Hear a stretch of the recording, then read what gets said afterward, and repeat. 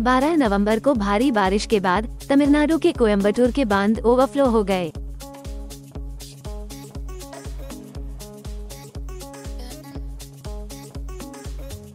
तमिलनाडु के कुछ हिस्सों में पिछले कुछ दिनों से लगातार बारिश हो रही है।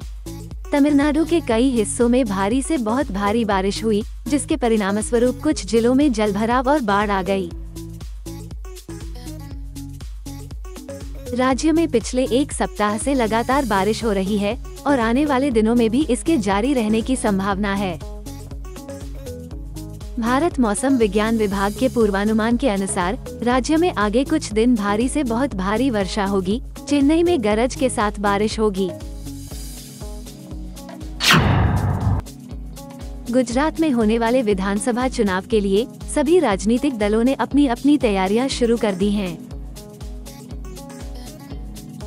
वहीं गुजरात के नवसारी में एक ऐसा मामला सामने आया है जहां एक दो नहीं बल्कि 18 गांवों के लोगों ने अपनी मांगों को लेकर चुनाव बहिष्कार की धमकी दी है।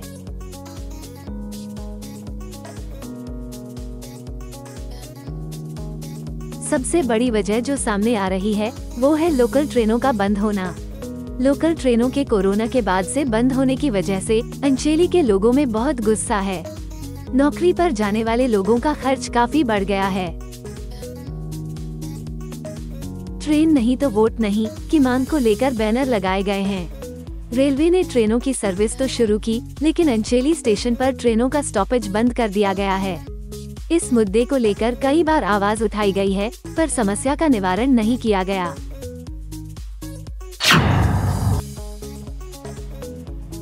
जम्मू कश्मीर के अनंतनाग में एक बार फिर आतंकियों ने बाहरी मजदूरों को निशाना बनाया है। अनंतनाग के राख मोमिन इलाके में 2 मजदूरों को निशाना बनाया गया। दूसरे राज्यों से आने वाले मजदूरों को एक रणनीति के तहत निशाना बनाया जा रहा है। सिक्योरिटी एक्सपर्ट के मुताबिक बाहरी मजदूरों को निशाना बनाने वालों की सहायता सरहद पार से की जा रही है। जितने भी नॉन लोकल लेबरर्स हैं उनके ऊपर बार बार वार करते जो बड़ा भारी समय। अभी समय आ गया कि हिंदुस्तान को 3 एक्शन लेने हैं। सबसे पहले जो आतंकी इस माफी की कार्रवाई करते हैं और जो उनके पीछे हैं उनका पता लगाया जाए, उनको ख़त्म किया जाए। दूसरा, बहुत बड़े पैमाने पर हमारे पास अनेकों ऑप्शंस हैं पाकिस्तान के खिलाफ कार्रवाई करने के लिए, क्योंकि they are abetted and added by people from across the border. अभी समय आ गई गवर्नमेंट ऑफ इंडिया जो है और हिंदुस्तान की आर्मी है उन ऑप्शन को एक्सरसाइज करें। और तीसरा, हमको यकीन करना है कि जो बाकी स्टेट गवर्नमेंट है और लोकल पुलिस है वो किसी न किसी प्रकार से इनको सिक्योरिटी प्रोवाइड करे, ताकि आए दिन माफी के हमले जो उनके ऊपर हो रहे हैं वो ना हो। क्योंकि इस तरह की वारदातों के जरिए घाटी की शांति को प्रभावित करने की साजिश रची जा रही है। जाहिर है इसके खिलाफ कड़े कदम उठाने होंगे। कानपुर में धार्मिकता की आड़ में अश्लीलता का मामला आया सामने। धनुष भंग जैसे धार्मिक कार्यक्रम के दौरान बालाओं के लगवाए गए ठुमके। देर रात तक चलता रहा कार्यक्रम। सोशल मीडिया में वीडियो हुआ वायरल।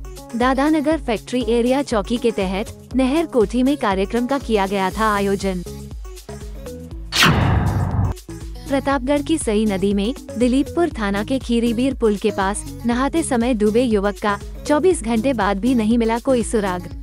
स्थानीय गोताखोर हुए विफल तो बुलाई गई एसडीआरएफ की टीम। घटना के बाद से मौके पर जुटी भारी भीड़।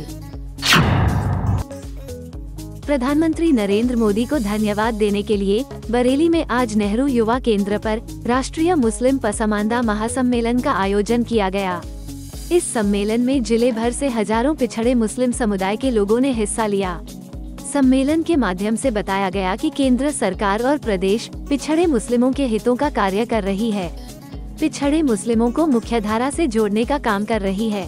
भारतीय जनता पार्टी कानून के हिसाब से काम कर रही है।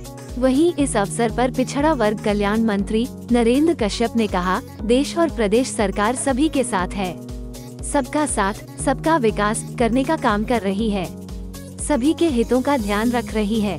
आज की रैली को देख के मैं ये कह सकता हूँ कि जिस समुदाय को, जिस समाज को कांग्रेस, समाजवादी पार्टी, बहुजन समाज पार्टी धर्म जाति के नाम पर उकसा कर तोड़ने का काम करती थी, आज उस समाज ने पहल की है राष्ट्र के साथ अपने आप को साथ लेके चलने का, प्रधानमंत्री मोदी जी, योगी जी के साथ चलने का। ये जो पैगाम आज बरेली से जा रहा है, मैं कह सकता हूँ ये देश के लिए बहुत शुभ संकेत है। हमारा राष्ट्र मोदी योगी जी के नेतृत्व में पसमानदा समाज के समर्थन से और ज़्यादा मजबूत होने वाला है। अल्पसंख्यक कल्याण मंत्री धर्मपाल सिंह ने कहा कि विपक्षी पार्टियों ने अब तक बांटने का काम किया है, लेकिन भारतीय जनता पार्टी ने सभी को जोड़ने का काम किया है। सभी नागरिकों को समान अधिकार देने का काम प्रधानमंत्री नरेंद्र मोदी और योगी आदित्यनाथ ने किया है। माननीय मोदी जी की नीतियां, माननीय योगी जी की नीतियां इस समाज को आगे बढ़ाने के लिए काम कर रही हैं। जो सुविधाएं, नागरिक सुविधाएं सभी को एक समान मिलने का काम इस समाज के द्वारा सारा विकास हो, इस सरकार ने प्रयास किया है। उसी प्रयास को में बंधकर, उसी प्रयास में विश्वास के साथ आज बड़ी भारी तादाद में, हजारों की संख्या में पसमानदा समाज के लोग यहाँ इकट्ठा आए। मैं उन्हें बधाई देता हूँ। वहीं दानिश अंसारी ने कहा कि सरकार मुसलमान के साथ है, देश का मुसलमान भी सरकार के साथ है। एक विश्वास भारतीय जनता पार्टी के प्रति, नरेंद्र मोदी जी और योगी जी के प्रति आज मुस्लिम समाज का, पसमानदा समाज का बना है। और ये विश्वास आज आप इस बड़ी जो रैली हुई, जिसमें बड़ी संख्या में अलग अलग जिलों से मुस्लिम समाज के और पसमानदा समाज के हमारे भाई वो इकट्ठा हुए और उन्होंने इकट्ठा होकर एक स्वर में कहा कि आज वाकई में सही मायनों में मुस्लिम तरक्की की तरफ आगे बढ़ रहा है और ख़ास तौर पे नौजवानों की अच्छी शिक्षा की व्यवस्था केंद्र सरकार और योगी सरकार ने की है।